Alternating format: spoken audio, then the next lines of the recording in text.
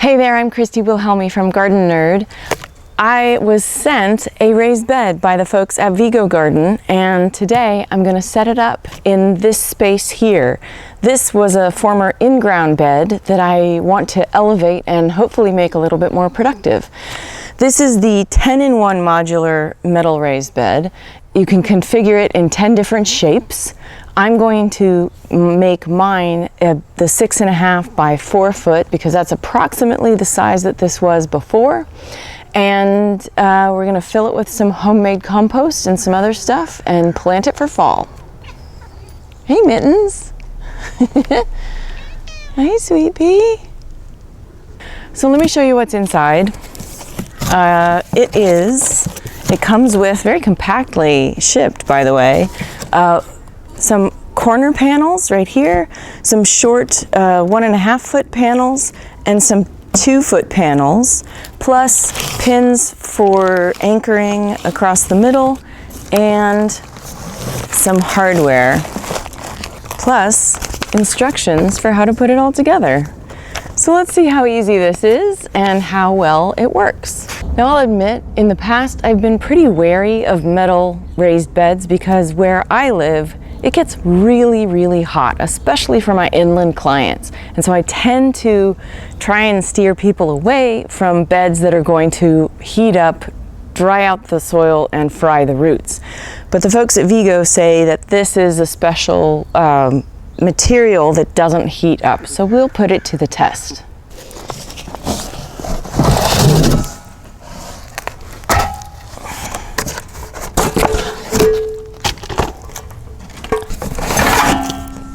They're not light, but they're not too heavy. Very clever. The first thing I need to do is clear away this stuff, which I'm going to transplant some of the green onions into the new bed, so I'm going to set them aside in a trough planter, and then make sure this whole area is level. Now that's something that might be a little bit of a challenge for some people. I'm on a slight slope, so I'm just going to shove all the soil this way and maybe put some rocks under it. But if you're doing this on a patio or a flat surface, you don't have much to do. There's some good roots in here. They'll transplant nicely if I do it quickly.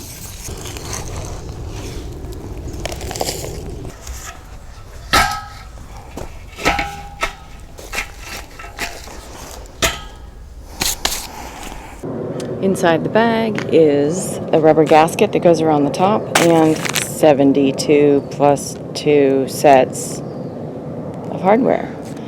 The instructions are giving us all that we need.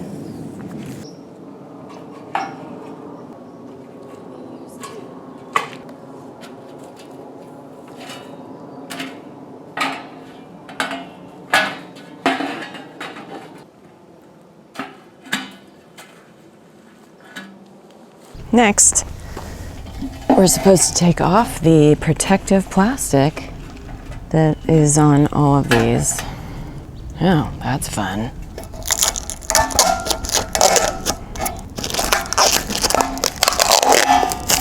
It doesn't come off easily.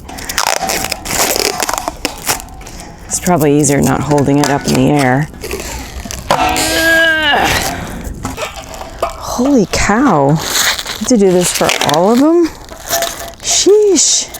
1, 2, 3, 4, 5, 6, 7, 8, 9. 9, 1 down, 9 to go. Well, taking that film off took like a half hour, 45 minutes, a lot longer than I thought it would.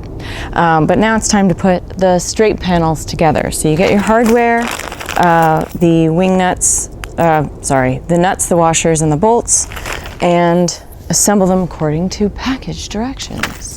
Washers go on the inside, and the top 2 panels get the closed bolts. Finger tight only until everything is assembled. And we have to leave the 3rd one open for the connecting rods, the support rods that go across there. Continue with all the other straight sides, and then put the corners together.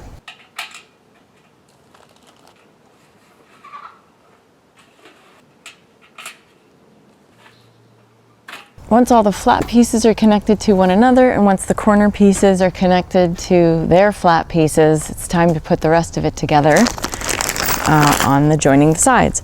Now, I've left the space for the rod, the connecting rod that's supposed to keep it from bowing. This one is different than the diagram because there aren't 3 panels, there are only 2. So I'm gonna put the rods in maybe an unconventional place, one in the middle and one on one of the sides. I like to do tops and bottoms and then work on the middle. It helps hold the pieces in straight. Do that to both sides and then fill in the middle. Once the bed's assembled, for the most part, now it's time to install the rods, and that's gonna square it off so then I can level it after that. There are these 2 rods and this pin that screws in, and then you attach, and that's for the 4-foot wide bed so that they're secure and they don't bow out.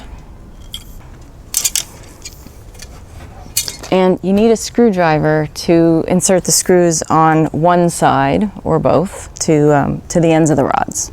Washer inside, screw on the outside. All right. That's good on one side. Okay, that is secure.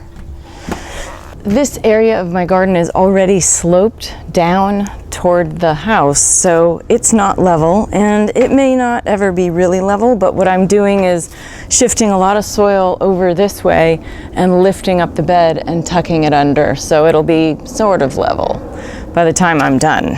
So now I've got it mostly level. I put some flagstone under the bottom edge to bring it up a little bit, and we'll cover that with mulch and fill this with soil. But first you have to tighten all of the bolts that are just finger tight, and then put the little gasket around the top edge so you don't get hurt.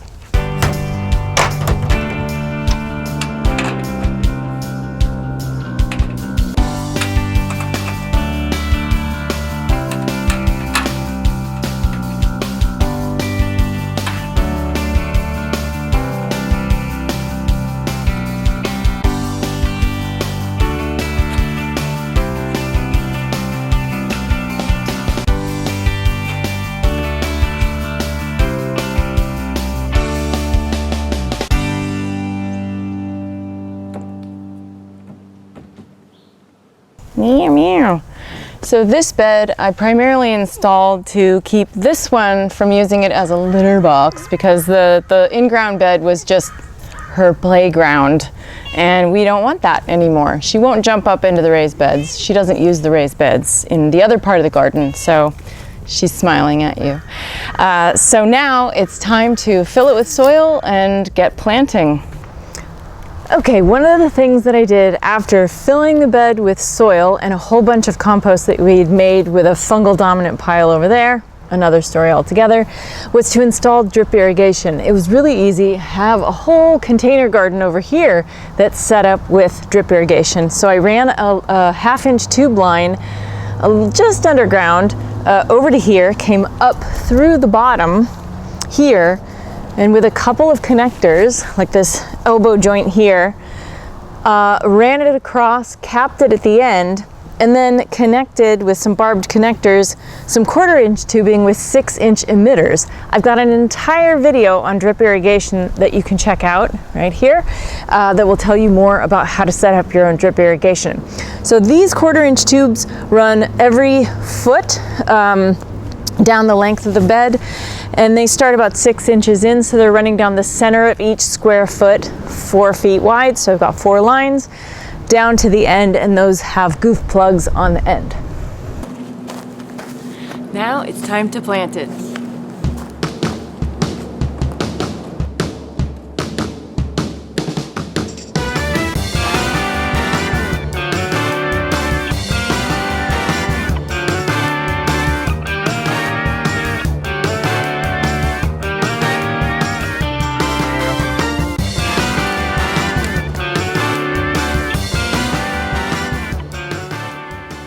Tag, Move the soil. Squeeze. Split. Flip. Oops. Knock the camera over and out of frame. And then break up the bottom, drop it in, and gently cover it. Make sure the tag is in place. And repeat.